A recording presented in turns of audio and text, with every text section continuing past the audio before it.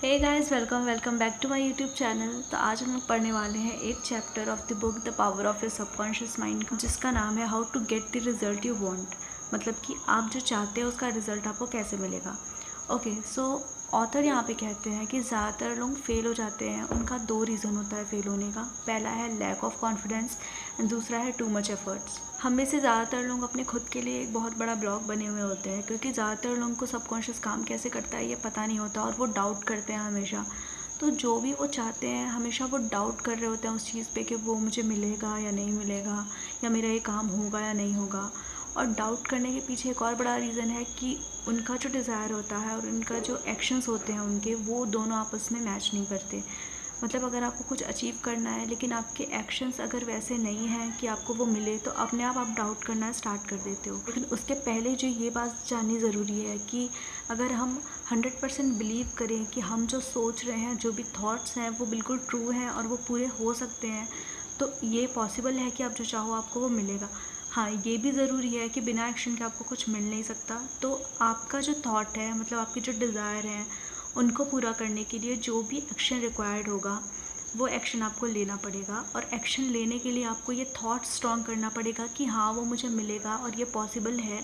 In fact सब कुछ possible है जो भी आप सोच सकते हो। जब आप अपने दिमाग के फंक्शंस पे बिलीव करते हो और जब आपको समझ में आता है कि ये काम कैसे करता है, तो आपका कॉन्फिडेंस अपने आप बढ़ता है। मैंने पहले चैप्टर में भी आपको बताया था कि हमारा सबकॉन्शियस जैसे ही किसी आइडिया को एक्सेप्ट करता है, वो तुरंत उसको एग्जीक्यूट करने लग जाता है। ये जो लॉ है ये अच्छे और बुरे दोनों टाइप के आइडियाज़ के लिए सेम काम करता है।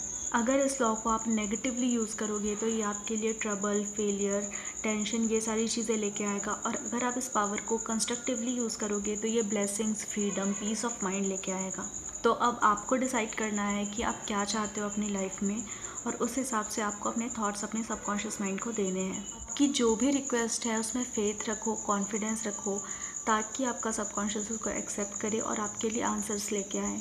अगर आप बार बार अपने आप से ये बोलोगे कि मैं इस सिचुएशन में फंस गया हूँ, निकल नहीं पा रहा हूँ, मैं ये नहीं कर सकता, चीज़ें ख़राब हो रही है, मेरी लाइफ ख़राब हो गई है, और इस टाइप के जो भी नेगेटिव स्टेटमेंट आप बोलते हो, तो आपका सबकॉन्शियस जो है वो कोऑपरेट नहीं करता है। और इस वजह से आप ना तो आगे बढ़ पाते हो लाइफ में, ना ही आप पीछे जाते हो, बल्कि आप जिस जगह पे हो उसी जगह पे आप स्टक हो जाते हो। इसको ऐसे समझते हैं कि सपोज़ आपने एक टैक्सी ली और आप ड्राइवर को अलग अलग डायरेक्शन बोल रहे हो जाने के लिए। कभी आप किसी और जगह का लोकेशन दे रहे हो, कभी आप कहीं और जाने बोल रहे हो, कभी आप पीछे जाने बोल रहे हो।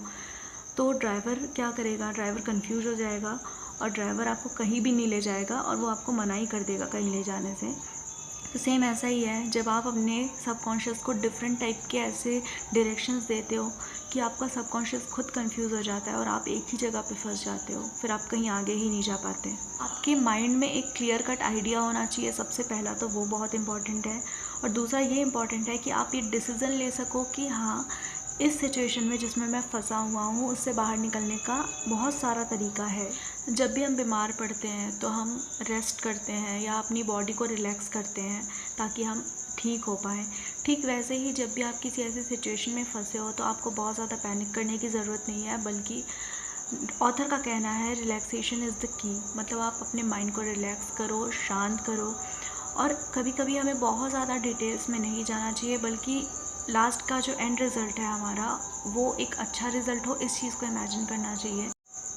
और प्रॉब्लम चाहे जैसी भी हो, जिससे भी रिलेटेड हो, हेल्थ हो, रिलेशनशिप हो, फाइनेंस हो, बट हमें एक एंड रिज़ल्ट जो है वो एक हैप्पी एंड रिज़ल्ट मिल रहा है, ये चीज़ हमेशा फील करनी चाहिए। अगर आप चाहते हो कि आपका सबकॉन्शियस माइंड आपको रिस्पॉन्स दे, तो ये एक डिसिप्लिन और साइंटिफिक इमेजिनेशन के थ्रू हो सकता है। जैसे कि पहले भी मैंने ये पॉइंट आउट किया है, your subconscious is the builder of your body and controls all it's vital functions. इससे लोग जो ये सारी वीडियोस देख रहे हैं उनको कहीं ना कहीं एक डाउट आता होगा कि सिर्फ सोचने से तो कुछ मिलेगा नहीं, या कोई भी प्रॉब्लम है वो सॉल्व नहीं होगी, कुछ भी अचीव करना होगा तो वो सिर्फ सोचने से कैसे होगा। तो मैं आपको क्लियर कर दूं कि डेफिनेटली बिना एक्शन के तो कुछ भी अचीव करना बहुत मुश्किल है, इनफैक्ट पॉसिबल ही नहीं है। लेकिन एक्चुअल में ये जो बुक है ये मेन हमें हमारे थॉट्स पे काम करवा रही है, ताकि हमारे थॉट इतने स्ट्रॉन्ग हो जाएं कि हम एक्शन जब ले तो हमें डाउट ना हो अपने ऊपर। ठीक है, तो ऐसे ही ऑथर यहाँ पे 3 स्टेप ऐसे बताते हैं जिसकी वजह से हम कोई भी प्रॉब्लम सॉल्व कर सकते हैं या फिर किसी भी सिचुएशन से बाहर निकल सकते हैं। पहला स्टेप है कि अपनी प्रॉब्लम को देखो। मतलब आपको पहले पता होना चाहिए ना कि प्रॉब्लम क्या है, तब तो आप सॉल्यूशन निकालोगे। तो पहला है कि क्लियर कट प्रॉब्लम होनी चाहिए कि हाँ प्रॉब्लम ये है, क्योंकि ज़्यादातर लोगों को अपनी लाइफ में ये पता ही नहीं होता है कि उनकी लाइफ में प्रॉब्लम क्या है, किस वजह से उनको टेंशन है या किस वजह से उनको कुछ मिल नहीं रहा है। तो पहले तो प्रॉब्लम आपको पता होनी चाहिए। सेकंड स्टेप है वो ये है कि आप उसका सॉल्यूशन एक इमेजिन कर लो कि हाँ ये प्रॉब्लम है तो इसका ये सॉल्यूशन होना चाहिए या ये आप चाहते हो कि ऐसा हो। ओके, तो ये जब आपको समझ में आ जाएगी दो चीज़ें, तो थर्ड है कि आपको उस पर बिलीव करना है। एक डीप सेंस जो होता है ना, एक डीपली उस चीज़ को स्ट्रांगली फील करना है कि हाँ ये एंड रिज़ल्ट होगा और उस पर बिलीव करना है आपको। ठीक है, तो वैसे तो इसके बाद आपको पता ही है कि एक्शन जैसे लेने वाली बात मैंने अभी बोली, बट अगर मैं खुद से एक चौथा पॉइंट ऐड करना चाहूँ तो मैं ये ऐड करूँगी कि प्रॉब्लम भी हमें समझ में आ गई, सॉल्यूशन कैसे निकलेगा वो भी पता चल गया, थर्ड हमने बिलीव भी कर लिया, एंड देन फोर्थ है वो है एक्शन लेना।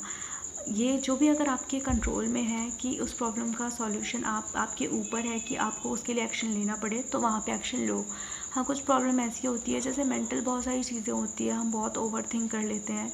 कई बार ऐसा होता है कि कुछ प्रॉब्लम भी नहीं होती है बट हम ऐसा इमेजिन कर लेते हैं कि वो एक प्रॉब्लम है।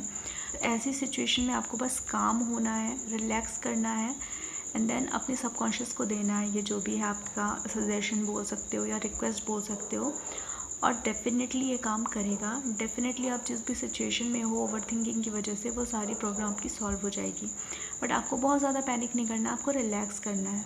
जब भी आप विश मांगते हो, कुछ प्रे करते हो या कुछ भी चाहते हो जो हो, और आप ऐसे टर्म्स का यूज़ करते हो मे बी, शायद या आई होप सो, तो ये जो इस टाइप के टर्म्स हैं ना, ये डाउटफुल टर्म्स होते हैं। तो जब आप ऐसा बोलते हो अपने कॉन्शियस माइंड से, जब आप ऐसे थॉट्स शायद और ये होगा या नहीं होगा वाले थॉट्स जब आप अपने सबकॉन्शियस में डालते हो ना, तो आपका सबकॉन्शियस अंदर से बोलता है कि यार इसको तो खुद ही डाउट है, और आप फिर तो समझ ही गए होगे कि रिज़ल्ट कैसा होगा। हाँ, हो सकता है कि वो चीज़ हो भी जाए, आपकी विश पूरी भी हो जाए, लेकिन जब आपको पता है कि आपके थॉट्स से इतना ज़्यादा इम्पैक्ट पड़ता है, तो ऐसे थॉट्स ही क्यों लेके आना। स्ट्रांगली बोलो ना कि हाँ हो जाएगा, मुझे पूरा भरोसा है। ओके देन, तो इस चैप्टर को आधा यहीं पे छोड़ते हैं और आधा पार्ट जो है वो मैं कल बनाऊँगी, क्योंकि मुझे अभी आधा पढ़ना बाकी है। मतलब मैं पढ़ चुकी हूँ एक बार और, बट फिर भी जब तक मैं इसको रिविज़न नहीं करती मैं बोलती नहीं हूँ।